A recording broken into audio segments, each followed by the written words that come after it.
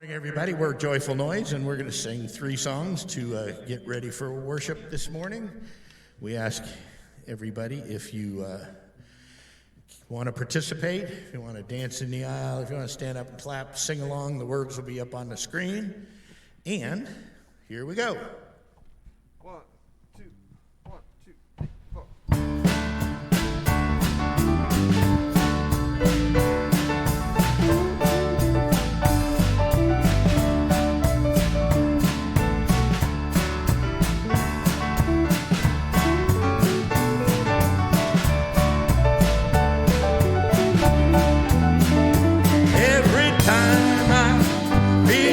Spirit moving in my heart, I will pray. Every time I feel the Spirit moving in my heart, I will pray. Every time I feel the Spirit moving in my heart, I will pray. Spirit moving in my heart, I will pray. On the mountain, my Lord's mode. Over the mountain came fire and smoke. Looked around me, looked no shine. I asked my God if all was mine. Every time I feel the Spirit moving in my heart, I will pray. Every time I feel the Spirit moving in my heart, I will pray. The river Jordan, the right cold, chills the body and not the soul. One train on this time, it runs to heaven, it runs right back. Every time I feel the Spirit moving in my heart, I will pray. Every time I feel the Spirit moving in my heart, I will pray.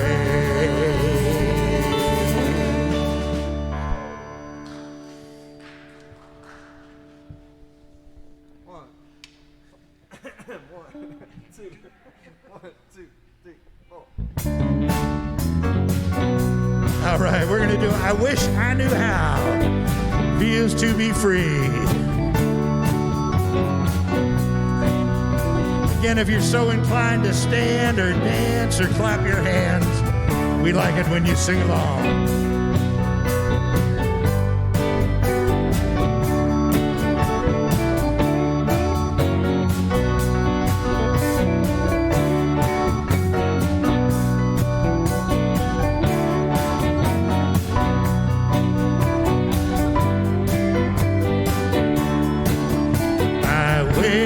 I knew how it would feel to be free. I wish I could break all the chains holding me. I wish I could say all the things I could say. Say them loud, say them clear, for the whole world to hear. Say them loud, say them clear, for the whole world to hear. I wish I could share all the love in my heart, remove all the parts that keep us apart. I wish I could know what it means to be me. When I sing and agree, everyone should be free. I sing and agree, everyone. Play it for us, Ted.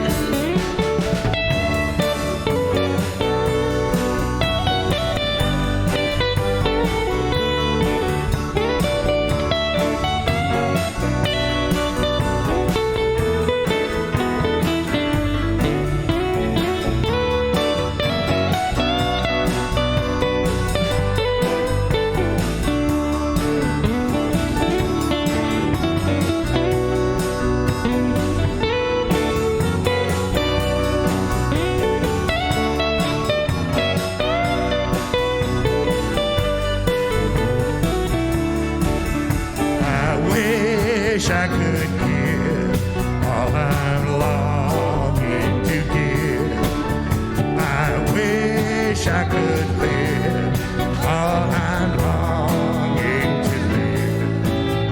I wish I could do all the things I can do, though it's way overdue.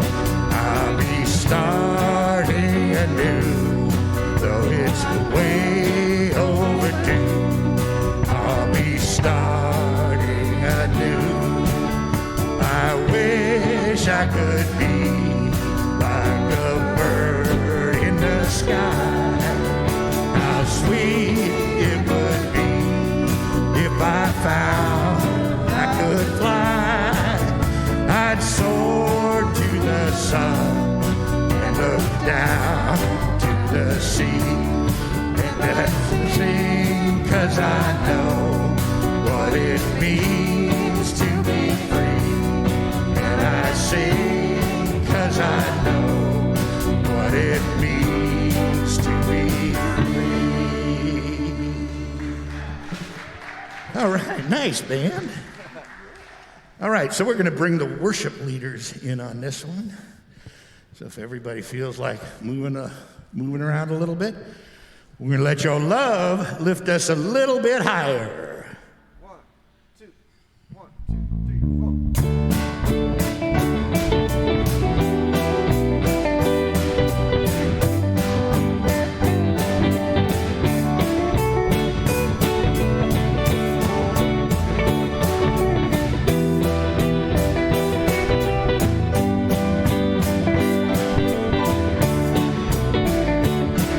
Your love lifted me higher than I've ever been lifted before. So keep it up, quenching my desire, and I'll be at your side forever. Sing if you can.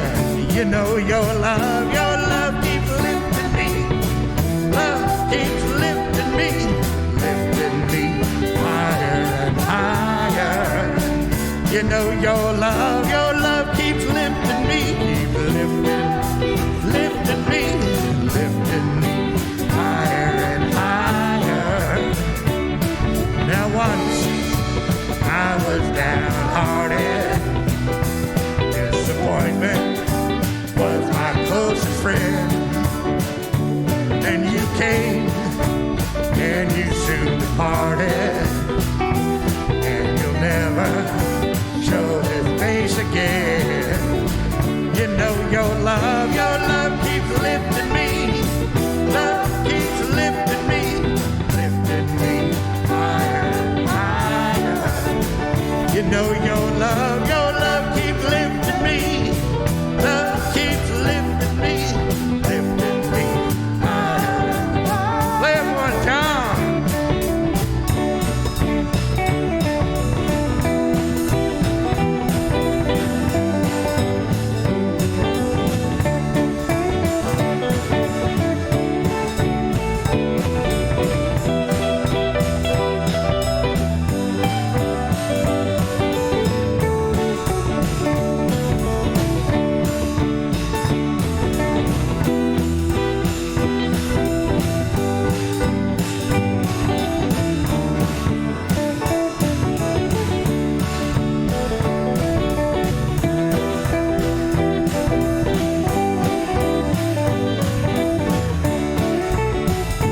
I'm so glad I finally found you. You're that one in a million loves. Now you're like loving arms around you, and I can stand up and face the world. Come on, everybody, you know your love keeps lifting me. Love keeps lifting me, lifting me higher and higher. You know your love keeps lifting me. Love keeps lifting me, lifting me higher and higher. You know your love keeps lifting me. Love keeps lifting me, lifting me higher and higher. You know your love keeps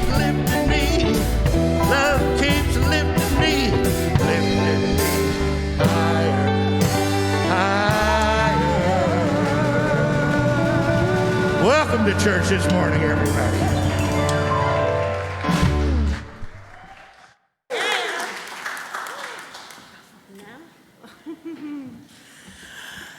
Good morning. I am Tara Miller. I'm subbing in for Zia Swim. Zia's on a hike and lost track of time in the beautiful woodlands, I imagine, in the hills. So in the spirit of beauty, here I am. I am not a board member, but I did get recruited to speak today, and it got me in because I was lollygagging at my house thinking, oh, you know, if I don't get in the shower, I can just go online. But that didn't happen today. So I have some announcements from Zia via mail, so technology. We are a multi-generational, multi-racial, multi-gender, multi-sexuality. I'm going off the top of my head of all our multis, so forgive me if I forget a powerful group. So you are all welcome here, no matter from what walk of life you have arrived. Maybe you're at home and you just got out of the shower, or maybe you're headed into the shower while listening. So you are welcome here as well. The announcement goes as follows.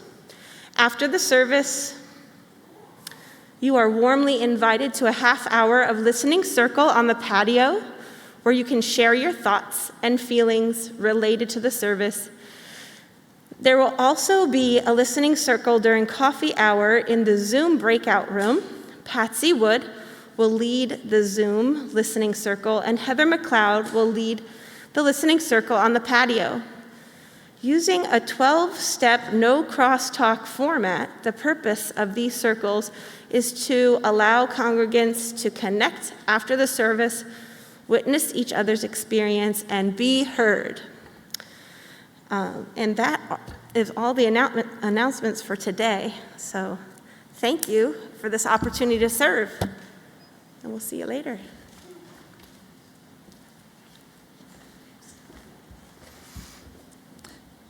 We acknowledge the land we live and worship on, and the Ohlone people who lived on this land for thousands of years, who still live here to this day.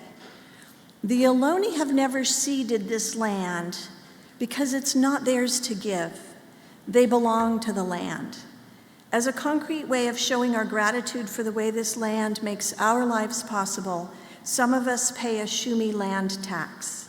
This is a voluntary tax that goes toward rematriating parcels of land, returning them to the stewardship of the Ohlone people. You can Google Shumi land tax for more information. There you are. Oh, wait. Okay, and now we'll light the candles. This is for the peace candle. We light this candle for peace in our hearts, in our community, in Ukraine, and the rest of the world, all of its people and all of its species. May we all be makers of peace. We light this red candle in solidarity with the Black Lives Matter movement and to remind us of the daily indignities visited on Black people and our part in helping to eliminate racism in ourselves and in our society.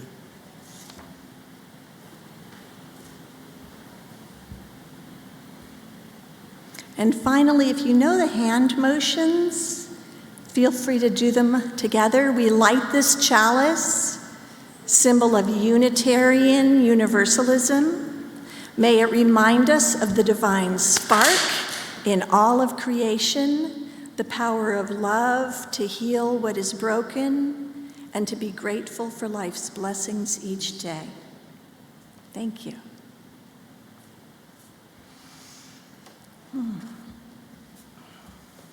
Good morning. Happy Earth Day. So this is the yearly environmental justice service, although I should let you know we've got another one in June, and we're hoping to have more of you talking about what you're doing at that one. So what's new and good with you today? That's the question I ask my students at the beginning of every tutoring session. And for the last couple of weeks, Shafia has said, Ramadan. She glows as she says it. She's fasting all day long, she's hungry and spacey, and this is her good news, that she is sacrificing the comfort of eating for something that's more important to her, her connection to Allah and her faith tradition. Sacrifice is not a religious value that the Unitarian Universalists call upon often, although you can smell a little whiff of it between the lines and pages of the hymnals sometimes, kind of a Puritan flavor. Some of us came to this denomination to escape being shamed and called upon to sacrifice things we needed in order to gain the approval of others. Some of us have little enough that we can't imagine giving anything up, or we have lived through times that were so lean, we feel we need what comfort we have now to protect us from the pain of how hard it was back then. Others of us sacrifice often in the service of what we believe in, with or without the acknowledgement of our community. For Shafia, sacrifice is a choice. It is a choice she makes in the cradle of her family, connected to a web of believers in the divine, and it leaves her smiling, radiating a deep satisfaction. Her heart is in a holy place when she fasts for Ramadan. What can we do with this example of joyful sacrifice? As we figure out collectively how to cut greenhouse gas emissions 45% in the next 7 years, how do we choose meaningful sacrifices that connect us to our most closely held values and to each other?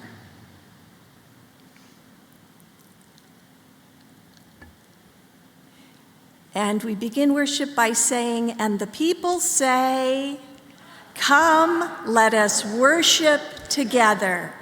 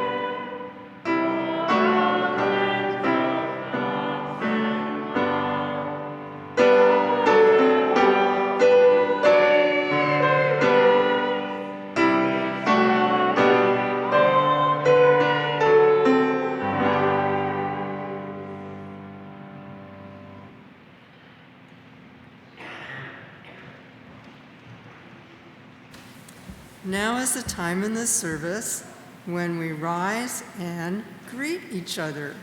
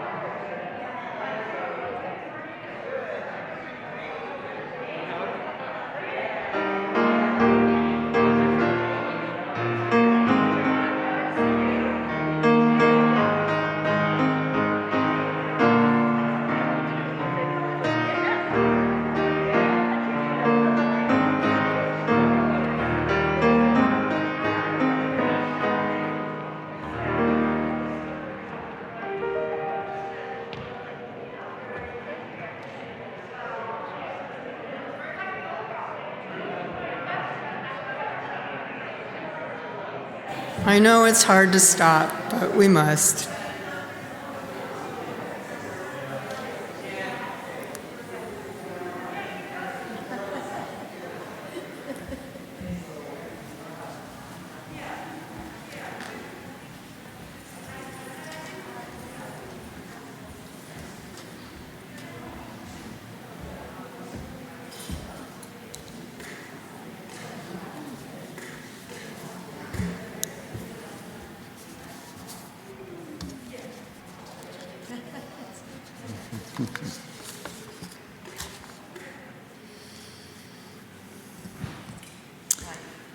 It's good to be here with you all in person in this special place and with those of you online.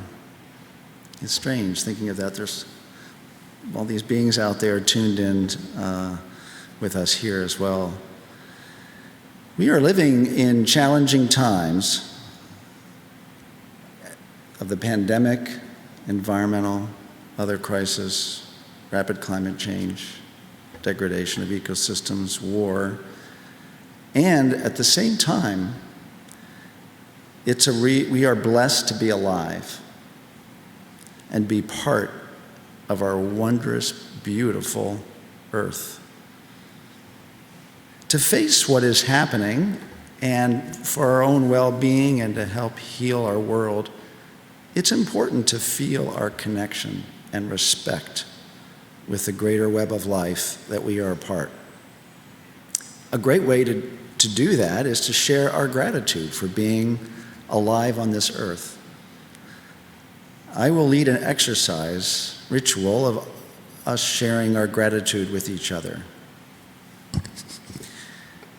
And this exercise, and another one I will lead later in the service, is drawn from what's called the work that reconnects, that my mother, Joanna Macy, has helped create and is a root teacher of from over 40 years of doing work around the globe. And her work can be found in a couple of her recent books, updated books, Coming Back to Life and Act of Hope, How to Face the Mess We're In with Unexpected Resilience and Power. And this work is being described often as a spiral with 4 stages. And the first stage is coming from gratitude. So for this exercise, I ask if you are willing and able to pair up with somebody near you turn to that person, or maybe you might need to move to sit next to somebody if you're, as I said, if you're willing and able. And when you have figured out who you're going to be talking to, so there'll be two of you talking to each other. Once you've paired up, and if you're not comfortable pairing up, then you can just do this with yourself internally.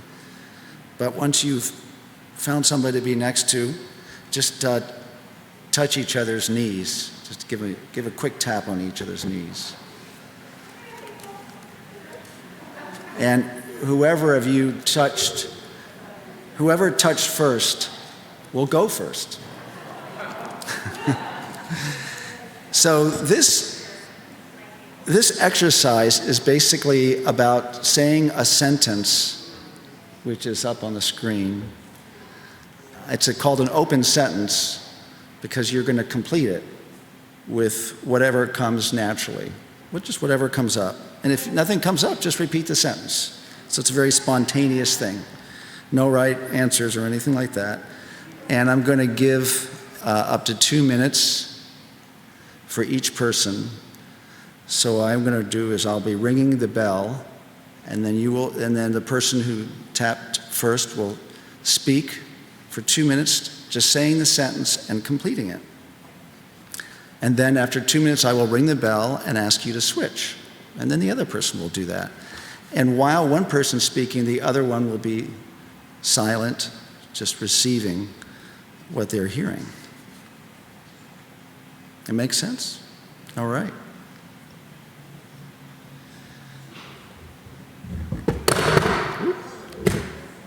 All right.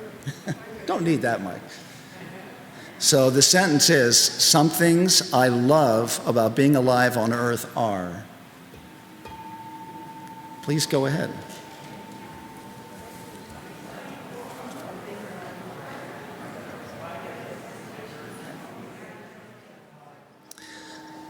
Okay, please finish your sentence and come to a quiet stop.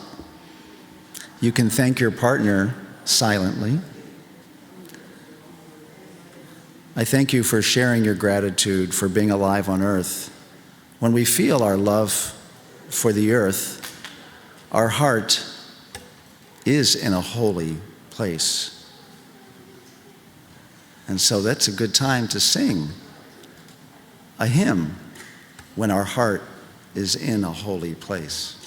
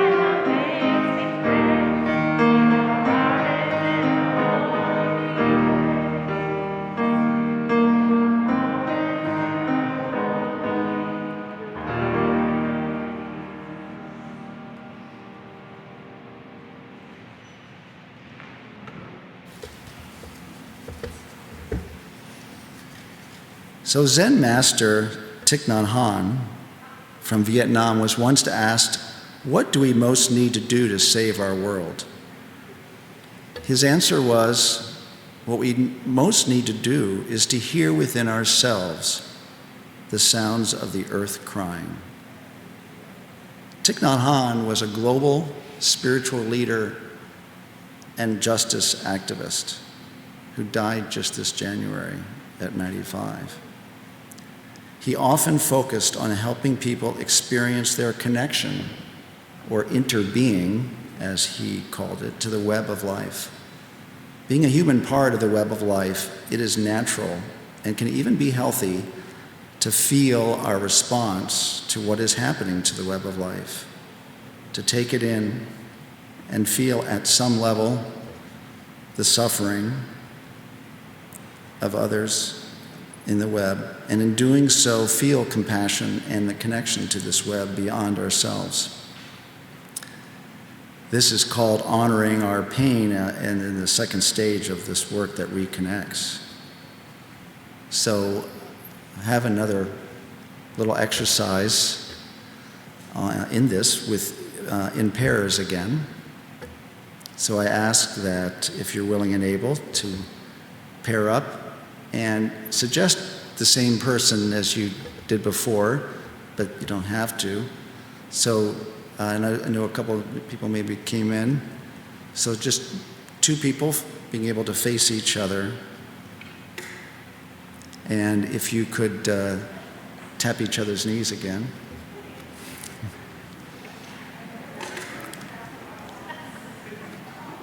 And this time, the person who was touched first can go first.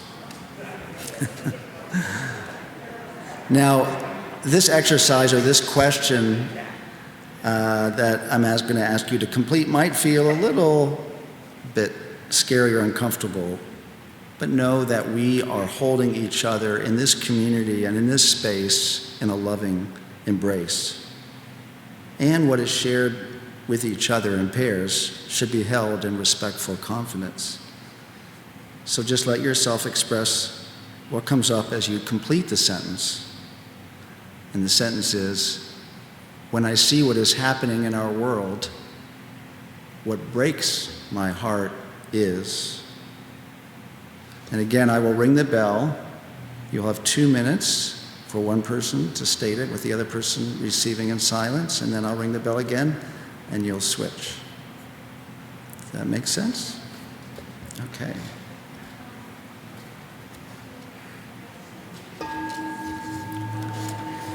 Please proceed with the question, with the statement. When I see what is happening to our world, what breaks my heart is.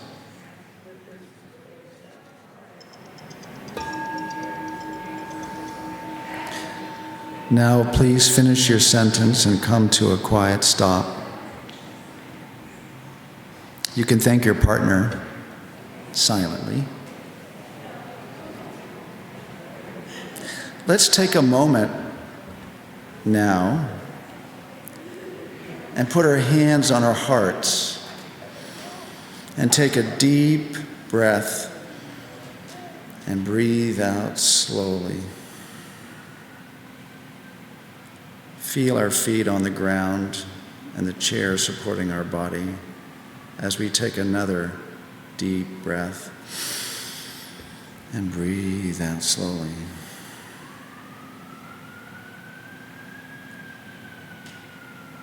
Let us hold ourselves and each other, hold the heartbreak or pain that we may feel or have heard. We give thanks and honor the concerns, heartbreak or pain that has been shared and that we have heard or feel.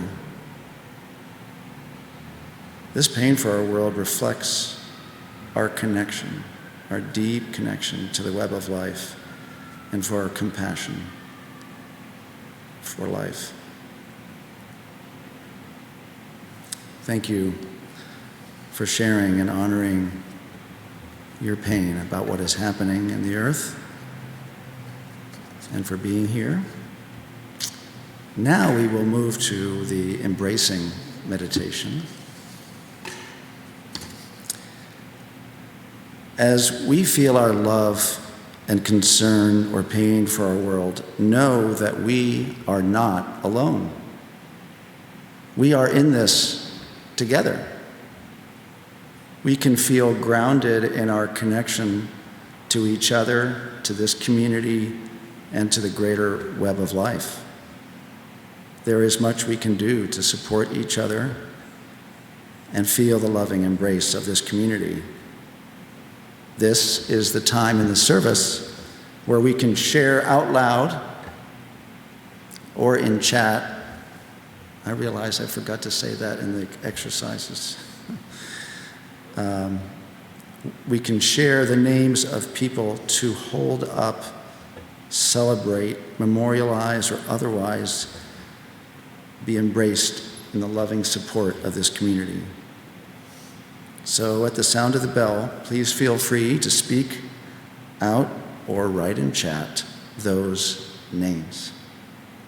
LJ is finishing her master's thesis. Rob Elroy. My grandfather is. I hope little Desmond is ending his way. On my birth. Indy is choosing the university.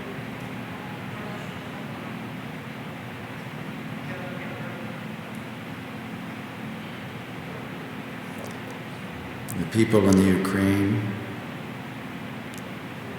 the people in Asia experiencing extreme heat, and all those who suffer and feel alone.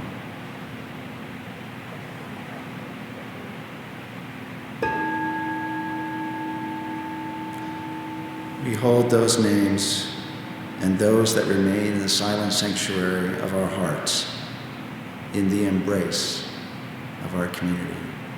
We hold them in our care.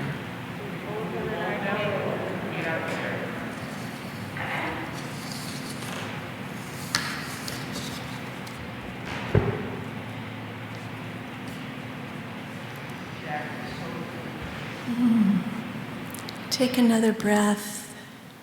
Stay in that holy place and join me in prayer. God, Goddess, higher power, still small voice within, however we might name you,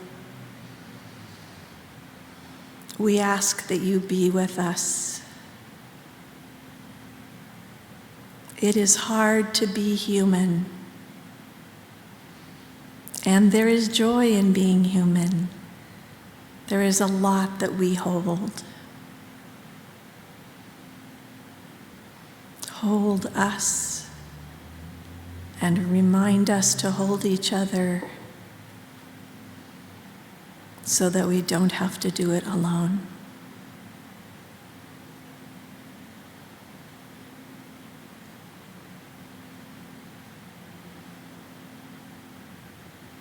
Amen, Ashe, and blessed be.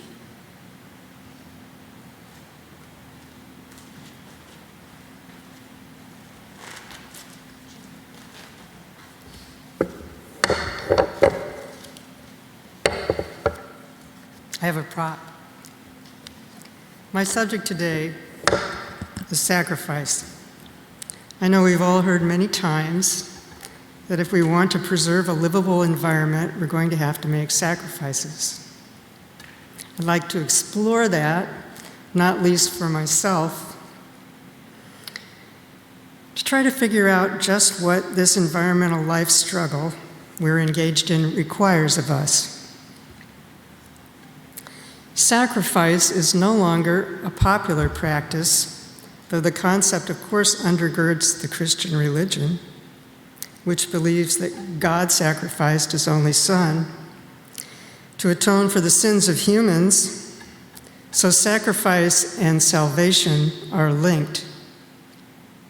In Pátzcuaro, Mexico, where I often go during Santa Semana, Holy Week, some people crawl on their hands and knees over cobbled streets until they're utterly exhausted and bloodied as they try to replicate Jesus' suffering. To me, this seems really masochistic. But I recognize the commitment and sacrifice it represents for those who do it. It seems that sacrifice repels even as it is admired. In fact, the word sacrifice, as you might imagine, comes from the Latin sacere, holy, and facere, to do. So it means to do something holy. In ancient times, this most often involved killing animals and offering them to gods. Today, luckily, we define it more abstractly as giving up something we value in order to achieve another aim that we value more. Probably the closest modern people come to embracing sacrifice is related to children. Most of us willingly sacrifice for our children. In my experience, from my earliest acquaintance with my stepdaughter, I knew intuitively that if she were in danger, I would give up my life to save her. This may be instinctual because preserving ongoing human life was an evolutionary imperative. My father told me that in his youth, during the Great Depression, when his own father was a struggling truck driver, Grandpa would hang out at the dinner table, talking and not starting to eat until he saw that his children had eaten their fill. I'm thinking that most of us in this congregation aren't required to make such basic sacrifices. So just what are the sacrifices we must make in order to preserve a livable planet for all humans? About 4 months ago,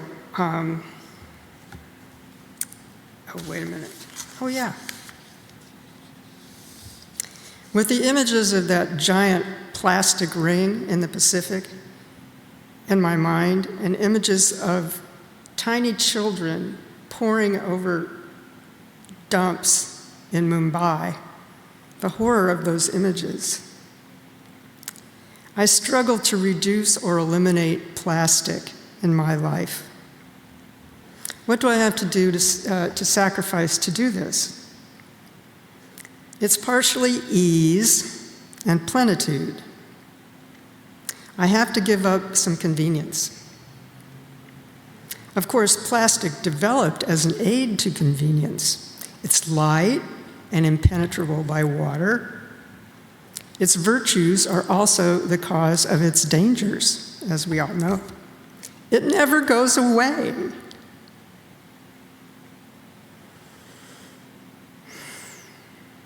It's here forever, even if in smaller and smaller pieces, which present their own problems for us and for all animal life. But it's easier, plastic. Ease has a much higher connotative charge than sacrifice. I think because we rightly value ease of body, and it provides time, which we've come to equate with freedom. I'm able to have food delivered to my house that comes in several plastic containers. Sometimes they're not, sometimes they're paper. My conscience is salved if these containers have little triangles on the bottom, but I don't really know what happens to that plastic after I put it in the recycling bin. Or such convenient packages of ravioli, whose plastic boxes don't have those little triangles. How can I get ravioli I can afford that's not in a plastic container without it taking more time. I've conducted my own behavioral modification around toothpaste. Here's a thought experiment. Imagine you've used the last of your toothpaste, and the empty toothpaste tube is lying there in front of you. Now imagine gathering your empty tubes for the whole year in one place, and those of your family. Then add to your pile the piles of everybody who's sitting around you. Now add the piles of all the people who live by you, your neighbors. This pile is getting pretty big, huh? Imagine now the empty toothpaste tubes of the entire Bay Area. Yipes! We've got a huge mountain of toothpaste tubes. The fact is that these tubes are not hypothetical. Though we're not forced to look at them in the big pile we've imagined, these tubes are absolutely real. Where are they? Where are these real tubes? They're in landfills or designated sacrifice areas, or they're drifting in the ocean, lakes and rivers, or along the streets and highways. This is a truly appalling thing that I've asked you to imagine. But to change it, we have to look at it. Not to use toothpaste in tubes would be less easy, but add to its cost. Glass is a better container, but it's heavier and harder to pack, and that decreases the ease of manufacturers. Years ago, I remember that in my youth, we used to use tooth powder, and it came in a tin. It's red and white, I think. So I looked around to see if those were still available. But instead, I found a commercial toothpaste that came in a recyclable bottle. So I used that for a couple of years. About 4 months ago, I decided to go further and bought some toothpaste in a little jar I got at the Ecology Center for $8. I had to learn how to poke my toothbrush in the jar to get the right amount of paste. It tastes different than what I'm used to, and its consistency is different. It's for sure not as easy as squeezing a tube right on the brush. And yet, it's worth it to me not to put another piece of plastic in the world. I see that this is the procedure that I have to do over and over and over again. I have to go against my habits and my convenience, and this is a sacrifice. But I'm willing to make it, though I tell you, I intend to find a cheaper alternative than $8 toothpaste to go with. And if you know of one, let me know. I dare say that everybody here has made significant sacrifices of ease for the hope of a livable earth for all.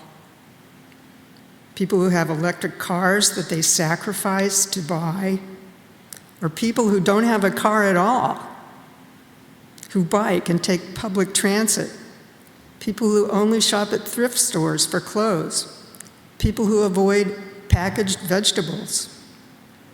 But I think we can all go further, especially if we go together and help one another.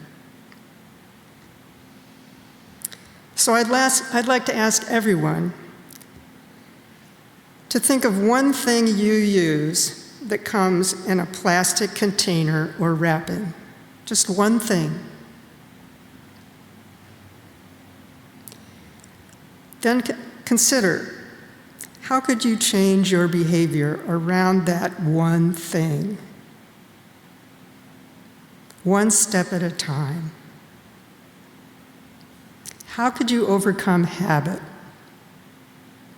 Could you sacrifice some ease? You would be doing a holy act. I think you are all holy already, and you do holy acts. We can go further if we go together and help each other. Today we ritualized both our love for the earth and our pain and sorrow over what's happening to it. If we keep these things in mind, we will have the fortitude to do the holy acts of sacrifice of our costly ease and habit. Earth justice advocates who have planned and executed this service are hoping to provide more help as we go forward. And we will be outside waiting to hear what you're doing, if you'd like to tell us. And please, tell me what the thing that you thought of that you use in a plastic container or wrap that you think you could change, one step at a time. I love how you think of what you're going to say and you write it down, and then the papers aren't always here. So if you've ever read Always Coming Home by Ursula Le Guin, it's a ethnography of a make-believe culture, a culture remarkably like the native people in California. And one thing I liked about it was that the words were a little different. So the rich person was the person who didn't necessarily have a lot, but they gave. They always could give, and that's what made them rich. And the poor person was the person who didn't have enough to be able to give anything, even though they had a large amount of stuff. They were considered poor, and you were considered rich if you were able to give a lot. I know that I'm rich when I remember that I have everything I need and most of what I want. And this is the time in the service where collectively we share our riches to make something even larger than ourselves. So this is an invitation to generosity, to make something larger than ourselves. Thank you, ushers.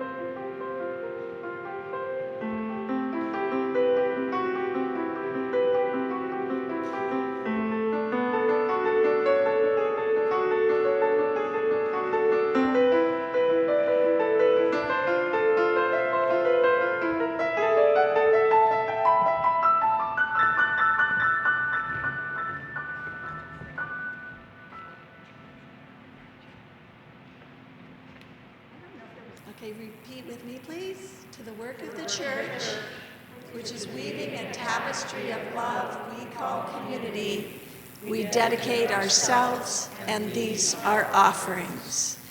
And before we close with Blue Boat Home, I want to let the people on Zoom know that there's a list of activities that the Environmental Justice Associates are doing for the next month to invite people after church to talk about different issues. And Patsy Wood is going to put it in the chat on Zoom. She'll put the link in. And we have paper flyers, the old-fashioned way here. And after the service, we have a circle by the environmental justice table, and you're invited to come talk, because this is one we can't do alone. Thank you. Yeah, on the patio.